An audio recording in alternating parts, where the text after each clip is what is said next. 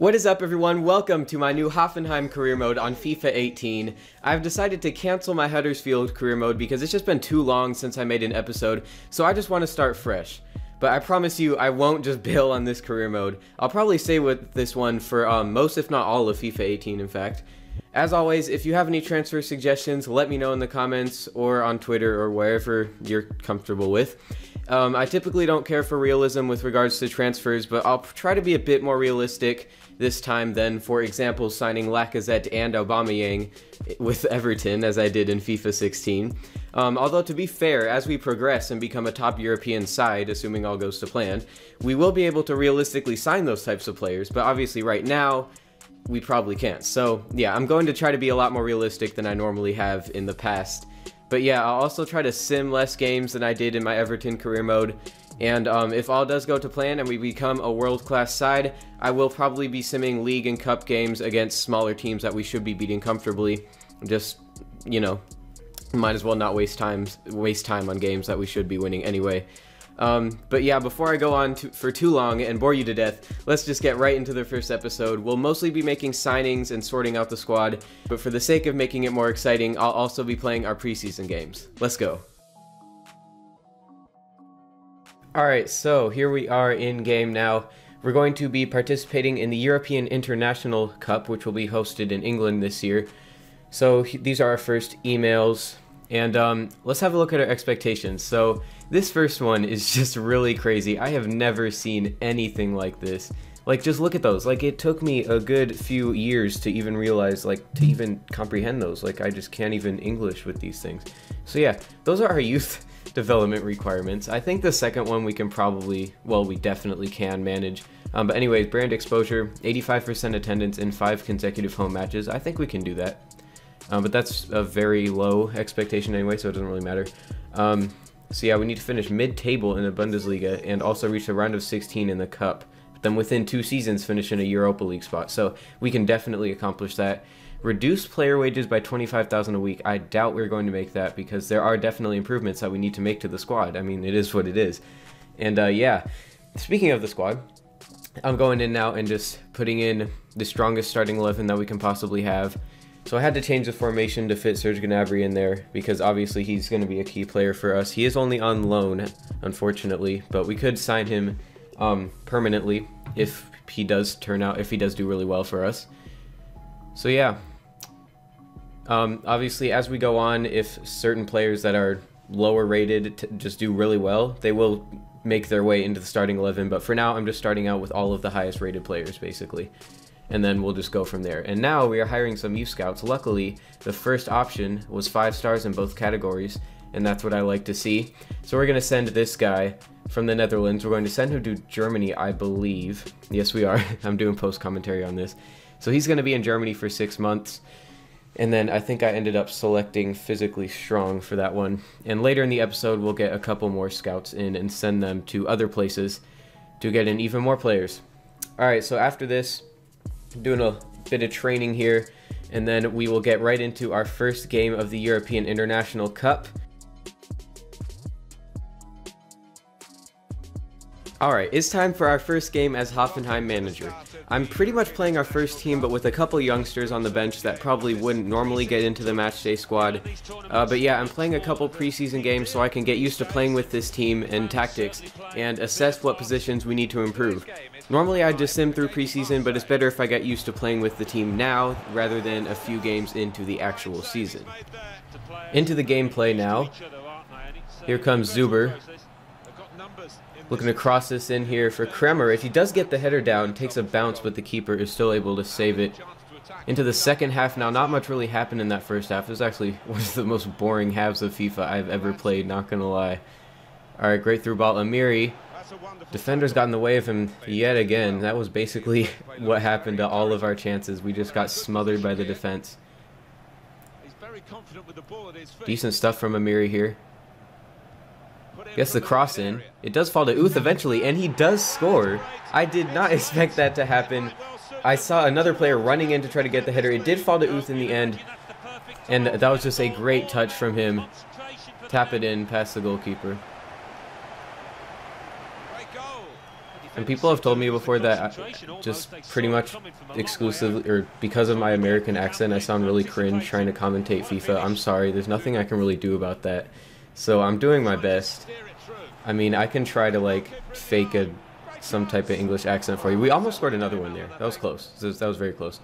But yeah, this was pretty much the end of the game. I think there was maybe one more chance actually.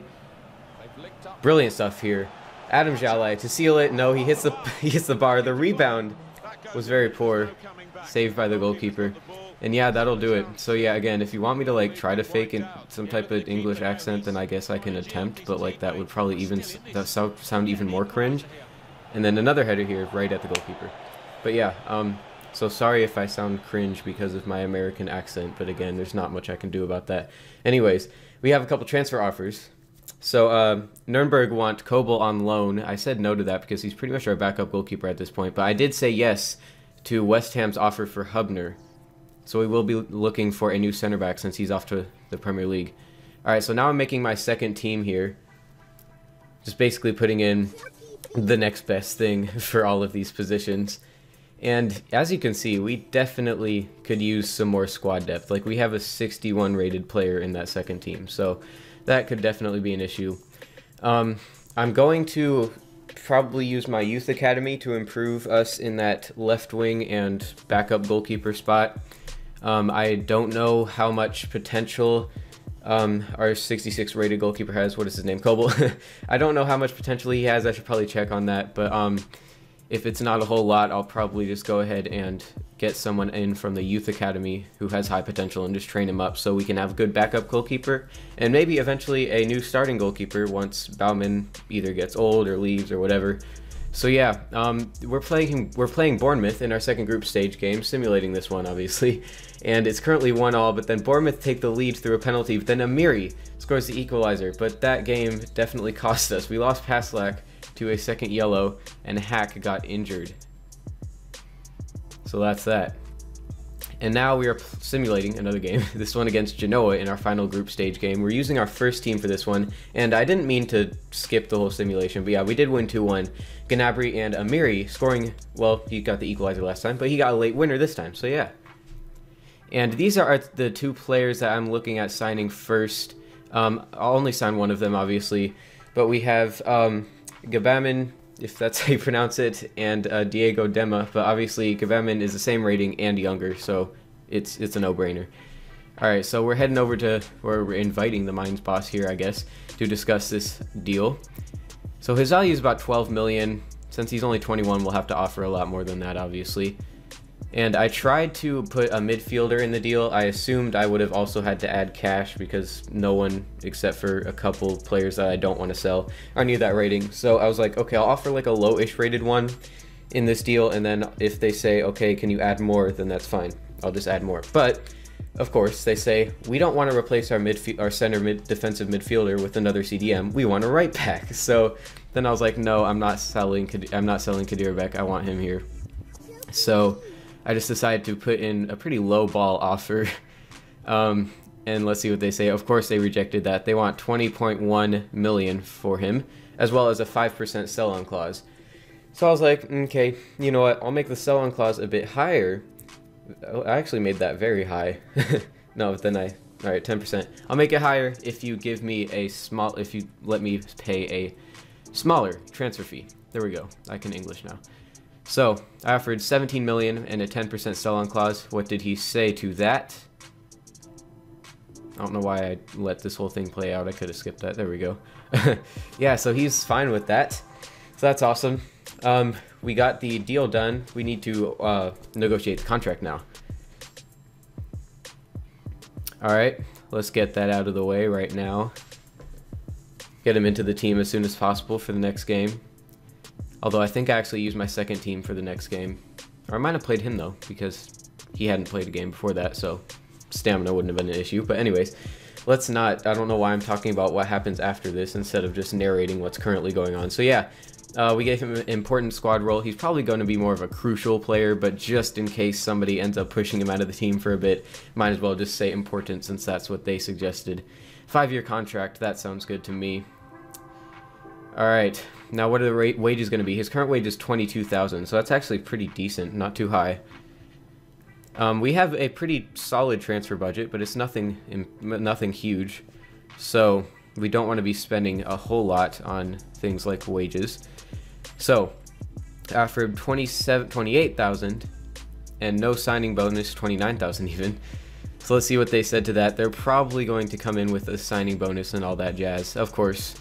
So usually what I do when they say 5 goals, 5 appearances, whatever, and you give me this money, I just up it to like 20 or something and don't change anything else, and then they're like, okay, that's fine.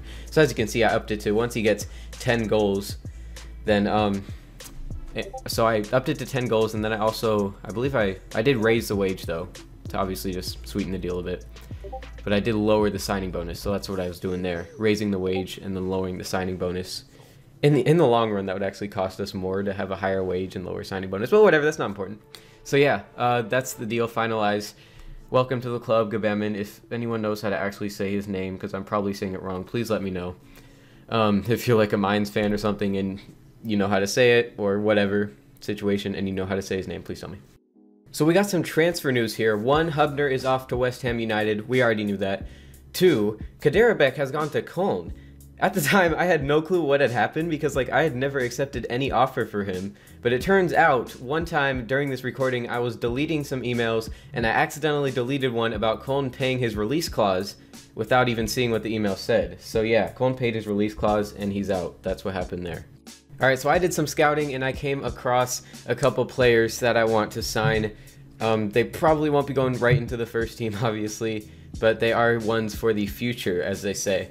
So we're first going to go after Tyler Adams from New York Red Bulls, and I don't know if I've really done this in the past, but this is probably going to be a thing now, because whenever I do a camera off career mode, I have like at least one obligatory American signing, so that's just going to kind of be a thing now.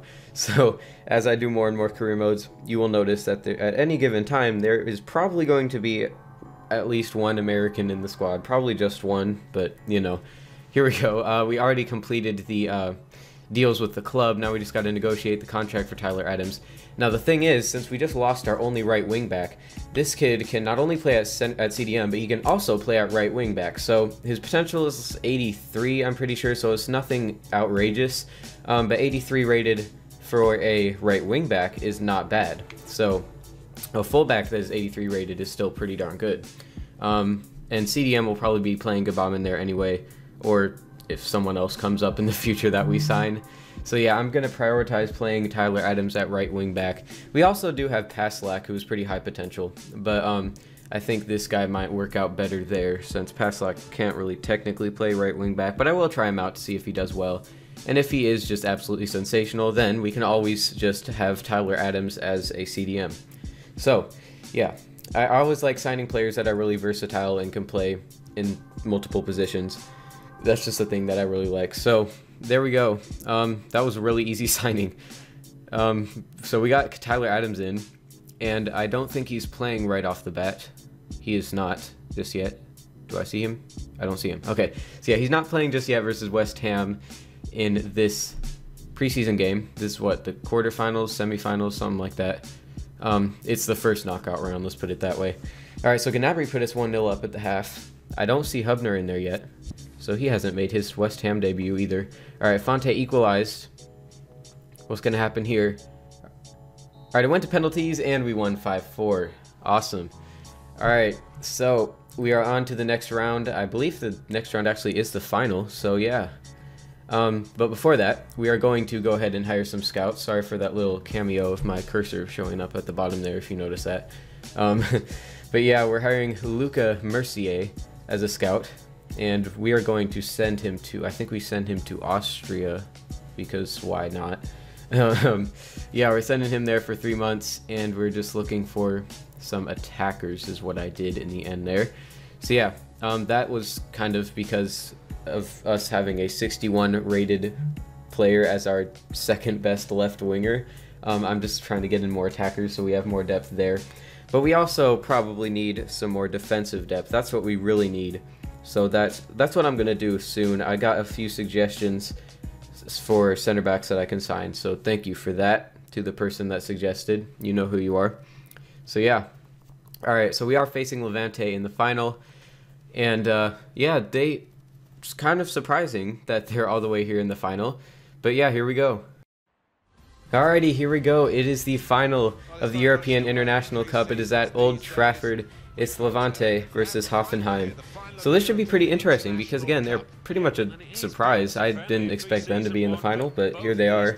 So I really don't know what to expect. Maybe they're just a really improved team than what they are in real life. I think they are actually doing decent in La Liga. Let me check on that. Hold on. I actually have no idea where they are in the table. Sorry about my luck here, but they're 16th. Alright, so yeah, basically we conceded really early anyways, back to the FIFA world. That was a really stupid goal to concede. But yeah, it's going to be a long way back now. Conceded early, that's never a good thing. I don't know why Amiri was running away from the ball. That kind of messed up the chance there. We really could have gotten something from that. I guess he was trying to hold off the defender, but I don't know. Anyways, I could have sworn that went in, but it turns out it didn't. And yeah, another chance here. Kramaric is through in stoppage time in the first half. Cross for Demirbe. And eventually we get the goal in on the volley. And it's 1-1 in the preseason final. It's Amiri scoring yet again. He has really been a hero for us. Scored a late equalizer versus Bournemouth, a late winner versus, who was it? Well, he scored a late winner versus someone. Yeah, he then also just scored an equalizer right at the end of the first half there. Cross for Kramaric, and he puts us in front. In the 63rd or is that 68th? I can't see. I think that's 63rd. Anyways, Kramaric puts us ahead. We turned it around. I was really struggling with Kramaric. I was getting really mad at him for some of the stuff he was doing in the previous games, but he did score, so kind of makes it up. Makes it up. So yeah, bullet header, great stuff. All right, chance there for Levante. That was going wide, but the goalkeeper had to make absolutely sure. And yeah, so that type of shot just really ticks me off. Because all you have to do is do that little finesse shot, that little cheeky finesse shot, and it's just going to go in. It does not matter. It is going in the back of the net. That's all you have to do.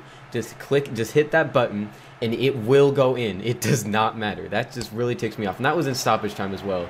So here's the last chance of the game. Actually, it wasn't the last chance of the game. We're going to penalties because there's no extra time in this tournament. And if you have a look at our penalty takers, I decided to, well, I do this in like every preseason game and every friendly. I just kind of bring on every single sub, including the substitute goalkeeper, because why not? Just give everyone a chance to play. So our penalty takers are kind of not good at all. But that's what we'll have to do. We'll have to deal with that. All right, first penalty. It's Levante to take it. It's Bardhi against Stoltz, our 65 rated goalkeeper. He didn't have to make the save, but he hit the post. Still 0-0 here. Kramaric now. Can he add to his tally? Yes, he can. Decent goal there. Goalkeeper rooted to the spot. Now it's Morales for Levante. Keeper wouldn't have saved that anyway, even if he had gone the right way, to be honest. Alright, now Serge Gnabry. Keeper doesn't move yet again. 2-1 here. Now it's Jason. Can he get Levante back into this? If he misses, they're in a massive hole, and he has missed. Great save by Stoltz there. Now here's Eugen Polanski. Saved. That was really poor. I put tons of power on that, and it still went low. So I guess it's just his low penalty taking stats. But whatever. Boateng. I don't know how that went in. I really don't know how that went in, but it did. So it's now level. If we miss, it's level. And we did miss. So, yeah. We are completely bottling this. Garcia now. Cheeky. Now it's Rupp. Number 7. Smash that in. Yes, brilliant. Again, the keeper doesn't move. Doucouré, not the Watford one, but the Levante one. Another really cheeky finish. Now this is it. Skenderovic. Saved, and Levante have won the cup. Well, we've already missed out on on a bit of silverware. We absolutely bottled that penalty shootout. But yeah, some more transfer things going on. I rejected an offer from Spurs for Baumann. We're just not doing that. And also an offer for Ag Paguma from Rapid Vienna. I just said no. I probably could have actually said yes to that, but whatever. It's nothing I can do about that now. Also, Lokomotiv wanted Rupp, but I said no to that as well. I'm just trying to hang on to as many players as we can. And looky here, we have another 5-star in both categories scout. We're sending him to France, his home country. Not that that really affects anything, but we're sending him to his home country because why not? And we're going to find some goalkeepers. But yeah, that's all for today's episode. I hope you enjoyed. Again, if you have any other transfer suggestions, any players that you want me to buy with my 32 million that I have left, let me know. Thanks for watching, and I'll see y'all next time.